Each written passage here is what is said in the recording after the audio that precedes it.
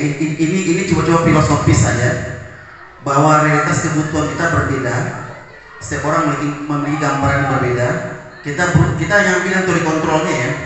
Kita berusaha memahami pandangan orang lain tentang dunia, bukan yang stimulus respon itu yang kurang bagusnya. Kalau untuk di stimulus respon, katanya realitas kebutuhan kita sama, padahal realitas kebutuhan kita berbeda. Semua orang melihat hal yang sama, belum tentu. Mungkin dari setiap orang memiliki gambaran yang berbeda. Kacamata kita dengan kacamata anak tentu saja berbeda. Kita menganggap bisa jadi itu salah, tapi di anak itu belum tentu salah kan gitu. Kemudian kita mencoba mengubah orang agar berpandang sama dengan kita. Itu udah teori lama ya.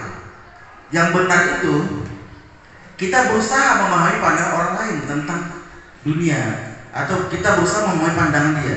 Jadi kita masuk ke anak tersebut. Kenapa kamu melakukan bullying? Ya kita coba memahami dia mungkin apakah memang semata-mata hanya ikut-ikutan, atau mungkin balas dendam, atau mungkin dalam rangka apa nggak tahu. Makanya kita berusaha untuk memahami gitu ya. Kemudian perilaku buruk, kalau di stimulus respon ini kan perilaku buruk dilihat sebagai suatu kesalahan. Ternyata kalau di teori kontrol enggak, semua perilaku itu pasti memiliki tujuan. Kira-kira mereka memalat itu ada tujuan nggak? Ada. Nah, mungkin kebutuhan. Iya. Bisa jadi juga mungkin nggak jajan di rumah gitu ya. Ya walaupun tujuannya masalah benar atau salahnya ini nomor 2, setiap perilaku pasti ada tujuan. Bahkan orang maling itu juga ada tujuan gitu. Nah, cuma tinggal caranya kan gitu. Kemudian orang lain bisa mengontrol saya. Itu pernyataan yang lama ya. Yang benar itu hanya Anda yang bisa mengontrol diri Anda sendiri. Nah, kita kembalikan ke anak. Kita nggak bisa mengontrol anak itu seperti saya bisa mengontrol orang lain, itu nggak bisa. Kita bisa mempengaruhi anak. Ya kita hanya bisa menguatkan. Seperti saya sekarang dengan Bapak Ibu, saya hanya bisa beri masukan, tapi saya tidak bisa mengontrol Bapak Ibu. Bapak Ibu juga bisa beri masukan, beri penguatan ke anak. Ini yang baik, ini yang tidak baik. Tapi sebatas hanya bisa memberikan masukan. Tapi untuk mengontrol nggak bisa. Ya jangankan kita ke anak kita sendiri juga seperti itu ya. Ya kalau kita bicara lebih jauh lagi, jangan anak kita, anak Nabi itu begitu katanya ya. Anak ulama karena juga begitu, kalau memang takdirnya begitu. Nah tapi kita tetap berusaha ya, bukan berarti kita patah semangat. Kemudian pemaksaan ada saat tujuan gagal, yang benar itu kolaborasi konsensus ya. Nah berpikirnya jangan menang kalah, tapi pikirnya menang-menang ya. Jadi dia juga merasakan apa yang dia butuhkan gitu. Oke, saya ambil yang pas kita bahas hari ini ya. Nah ini teori motivasi, hukuman dan restitusi tadi. Dan memang yang ketiga ini paling tepat untuk menjadi orang yang mereka inginkan, yang menghargai diri sendiri dengan nilai mereka percaya. Motivasi itu bukan untuk menghindari ketidaknyamanan atau hukuman. Makanya hukuman itu kan ditiadakannya. Ibaratnya kayak kita sholat aja. Sholat berapa waktu itu? Biar menghindari hukuman gitu, menghindari neraka kan? Itu sih motivasinya masih bagus. Cuma yang paling bagus nomor 3. Yang nomor 2 apa? Untuk mendapatkan imbalan atau penghargaan. Sholat buat apa? Surga itu imbalan. Masih bagus. Cuma yang paling bagus lagi nomor 3. Untuk menjadi orang yang mereka inginkan dan menghargai diri sendiri dengan nilai yang mereka percaya. Jadi ada nilai-nilai di situ. Ya kenapa sholat ada nilai-nilainya?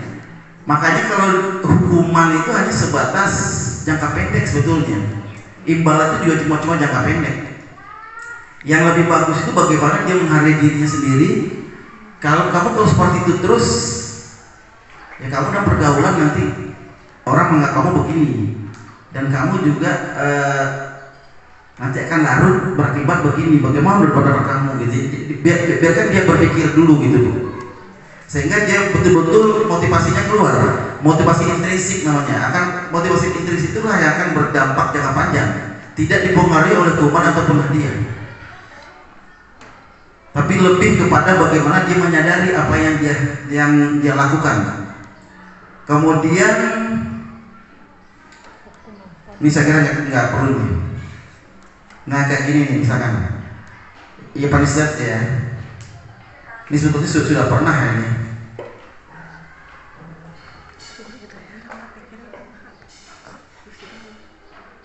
Oke. Ini tadi 5 posisi kontrol tadi.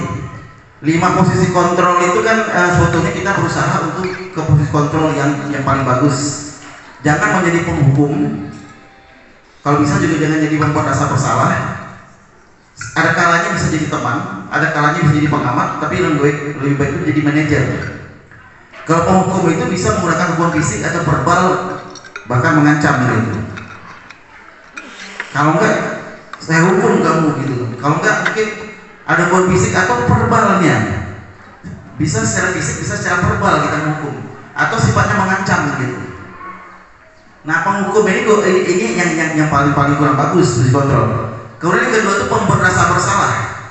Di pemberi rasa bersalah itu menggunakan bahasa yang lembut, namun dapat membuat orang lain merasa tidak nyaman. Ini juga nggak bagus.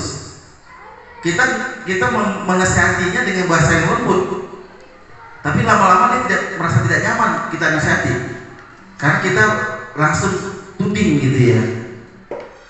Merasa tidak nyaman, bersalah atau rendah diri jadi yang bersangkutan kalau kita lakukan merasa bersalah. Jadi kita membuat mereka itu semakin merasa bersalah. Nah, kemudian yang ketiga itu teman ya. Teman itu mengontrol murid dengan bujukan, dengan mengajak sebagai teman, mungkin curhat gitu. Itu sebagai teman. Kemudian yang keempat itu pengamat, selalu berlaraskan dengan aturan. Kita sudah punya aturan tertulis nih. Kalau berantem dapat angka kreditnya 100, negatif 100. Kalau negatif 100 dikeluarkan dari sekolah. Kalau merokok ini sanksinya. Yaudah, kamu harus ngikutin. Itu pengamat namanya. Nah, yang paling bagus itu manajer, mempersilakan murid mempertanggungjawabkan perilakunya dan mendukung murid dalam menemukan solusi permasalahannya sendiri. Misalnya anak kita ajak seperti itu, sulit ke Bapak Ibu seperti itu. Bagaimana supaya mereka bertanggung jawab dan kemudian menemukan solusi permasalahan sedikit. Kita pancing dulu, menurut kamu apa yang harus kamu lakukan untuk menebus kesalahan kamu gitu. Kita jangan kita berikan solusi. Nanti solusi yang diberikan oleh dia baru kita kuatkan, atau kalau ada yang kurang, ada yang nggak tepat, kita luruskan gitu. Oke, itu yang lebih bagus. Terus ini segitiga restitusi ya, hampir sama. Ketika ketahuan ada anak yang bullying, ada anak yang malah, ya emang awalnya kita menstabilkan identitasnya dulu supaya dia ya bukan berarti dia nyaman sebagai pemalas, tidak. Tapi paling tidak itu dia kita ambil hatinya dulu. Jadi kata begini, setiap orang itu pasti pernah melakukan kesalahan. Jadi artinya masih ada waktu kamu untuk berubah. Itu ada hadisnya Pak Cucu ya. Setiap manusia pernah melakukan kesalahan. Apa hadisnya Pak? Ada yang Pak? Mana guru agama ini? Minal khoto ya itu? Iya. Setiap manusia itu pasti. Al insanu. Nah itu. Apa teh al insanu? Apa Bu? Oke, setiap orang pasti pernah melakukan kesalahan. Kemudian kamu bukan sebetulnya yang pernah melakukan ini, itu hanya menstabilkan. Kita menarik dia dulu supaya dia nggak takut dengan kita. Nah, kemudian baru kita validasi tindakan yang salah. Kamu tentu punya alasan mengapa ini yang penting nih. Kenapa kamu lakukan pemalakan? Kamu pasti punya alasan. Coba alasannya apa? Apakah semata-mata iseng atau diancam lagi? Mungkin bisa jadi ini game-nya berlanjut. Dia harus nyetor lagi misalkan, dan yang itu diancam lagi dia di atas, mengancam jiwanya dan sebagainya. Mungkin saja itu alasannya, atau mungkin hanya semata-mata dia memenuhi supaya janjinya terpenuhi, atau dendam atau apa. Nah, yang penting ada alasannya. Kita tanya dulu, kenapa kamu melakukan? Kita korek. Nah, setelah itu adakah cara yang lebih efektif untuk mendapatkan apa yang kamu butuhkan? Kenapa harus marah gitu? Apa gak ada cara lain? Kalau kamu memang butuh duit, nah disitu kita ajak ngobrol. Jadi setelah kita menstabilkan identitas, kemudian kita tanya alasannya. Nah baru kita validasi lagi yang dia lakukan. Apakah ada cara yang lain? Seperti orang perundungan ya, bukan perundungan, kayak yang sampai dibunuh itu Pak ya. Kenapa harus dibunuh gitu? Apa nggak ada cara lain? Ya sebenarnya ada sih Pak, cukup dilaporkan ke polisi itu orang tuanya cukup.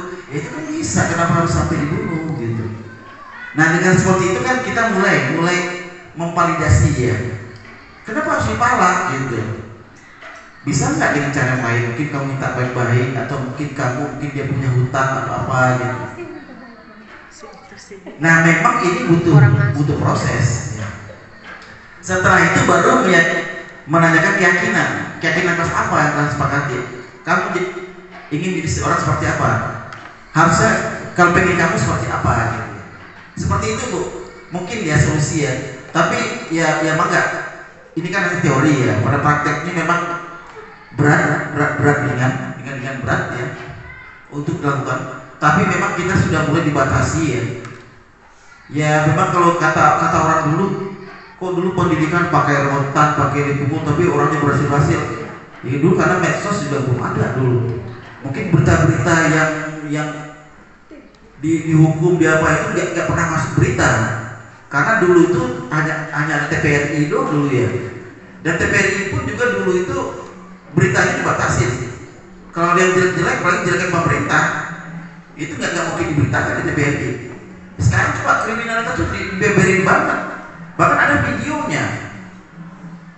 Nah justru dengan itu malah anak bukannya kapok, tapi malah ada keinginan untuk meniru.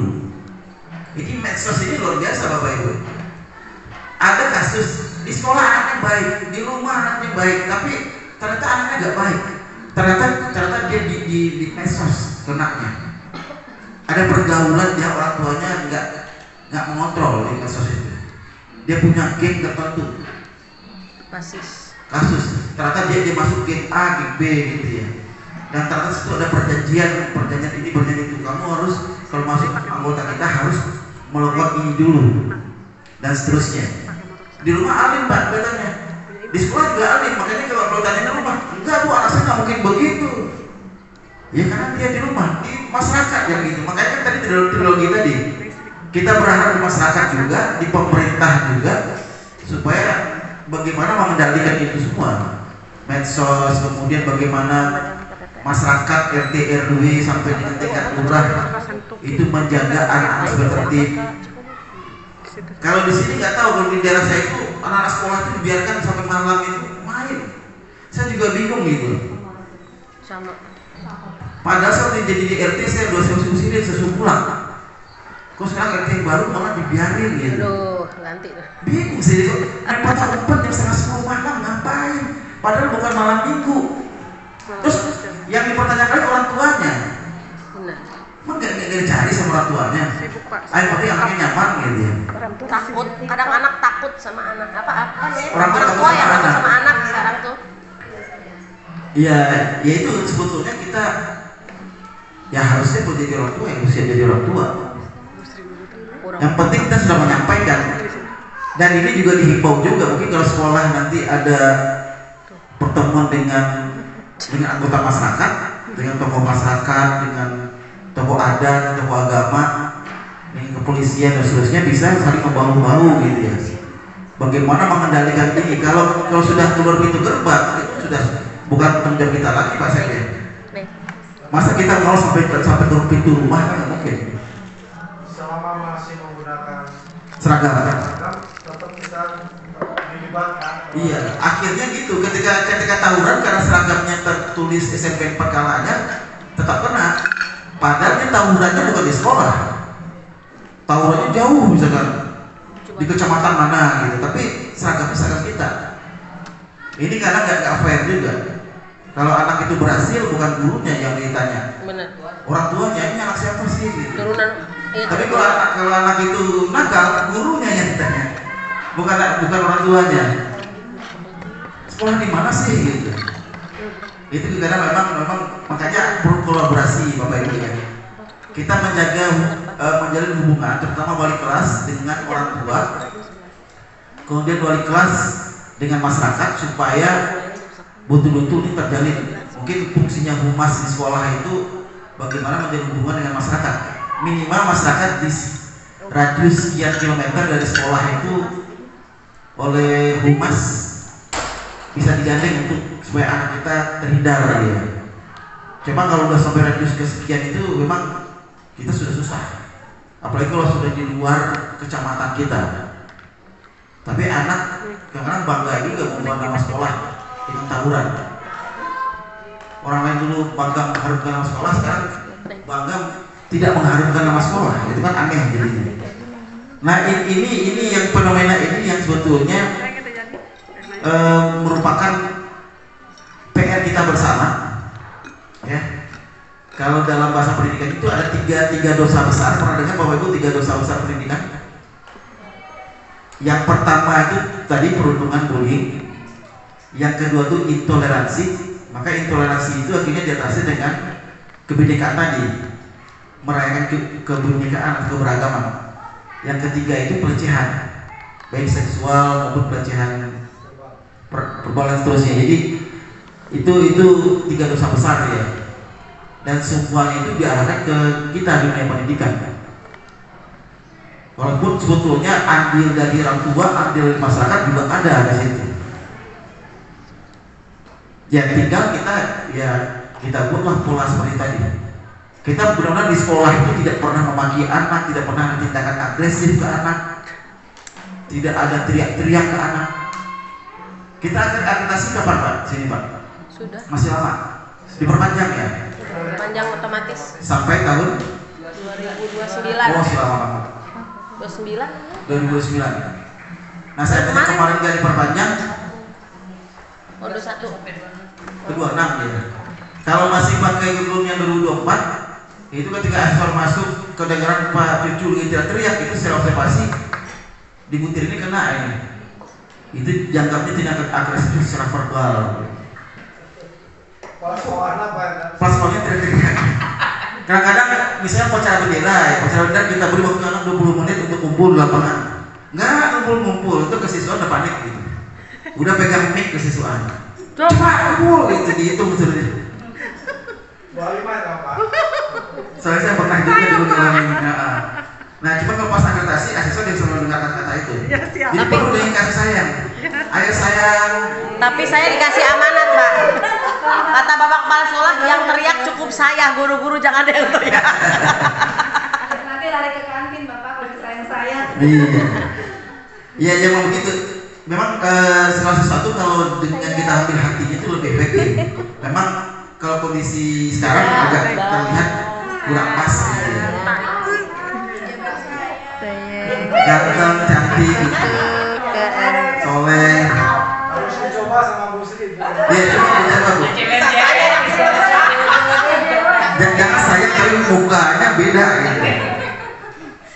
Sayang. Ini ada sebuah fenomena juga di kepolisian kita ya.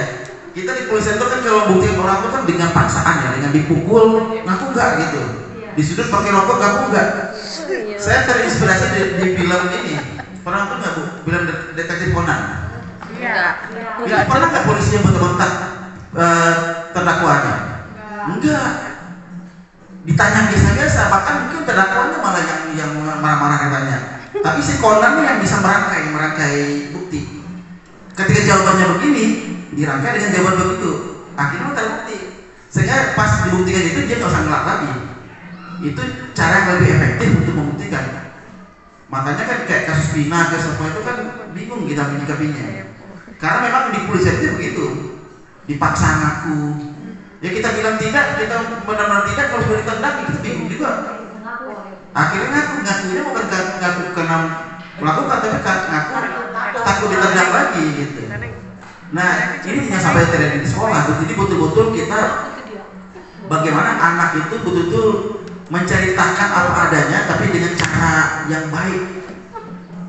Bukan karena kita bentak-bentak dia akhirnya ngaku. Jarang gitu yang dibentak akhirnya ngaku. Paksa ngaku nggak gitu. Kalau ngaku ya, itu kayaknya akhirnya kalau anak yang mental jiwanya lemah, ya udah deh ngaku aja deh gitu. Padahal nggak ngakuin. Nah itu saya pikir tidak efektif untuk mengerasi anak. Tapi dengan lampu lembut tadi mudah-mudahan ini formula baru nih. Dengan lama lembut ini mudah-mudahan anak ke bawah hatinya. Nama lembutnya gini Pak. Bismillahirrahmanirrahim. Sampai di depan. Kayak kiai Pak ya. Yeah. Minum China ini. atau didoakan gitu ya. Karena di akreditasi sekarang sudah jauh banget proses sekolah yang sudah anak tidak di akreditasi sekarang itu penting bukan fisik atau apa. Pembelajaran malah nomor 2 yang penting itu nyaman dulu. Ketika anak merasakan sekolah itu adalah rumah kedua, ketika anak merasakan guru itu adalah orang tua kedua, itu sudah di tangan di akreditasi. Anak ketika di sekolah itu enak, jadi bukan jam kosong yang diangankan anak, tapi kehadiran guru. Jam kosong. Karena gurunya itu enak. Jadi betul merasa guru itu orang tua kedua, sekolah itu rumah yang kedua. Jangan sampai di rumah diomelin, pas di sekolah diomelin lagi, lari kemana itu anak? Akhirnya dia masuk ke gengnya dia. Jadi bukan membentuk karakter anak jadinya, malah anak itu jadi terbentuk oleh karakter gengnya. Ya udah itu kita aja jadi begal motor gitu. Mungkin kamu lebih sensitif tuh, tumpahkan semua emosi kamu gitu. Kan bahaya itu. Nah makanya kita berusaha untuk jadi orang tua kedua. Ya saya nyaman ya ke sekolah. Saya tadi di rumah diomelin, pas sampai di rumah ketemu ibu ini, bapak ini, kok saya jadi merasa diayomi, merasa keberadaan saya diterima, ada rasa saya disayangi. Nah sesuatu yang diterima itu sangat bagus bapak ibu ya. Jangan sampai di kelas kita hanya memperhatikan anak yang pintar saja, yang cantik saja, yang ganteng saja. Tapi semua anak harus kita perhatikan. Jadi dia merasa diterima kehadirannya di kelas. Gimana ya? Makanya itulah tanggung jawab kita sebagai guru. Kalau udah begitu, insya Allah reda ya, pelan-pelan reda nanti. Tapi memang butuh proses.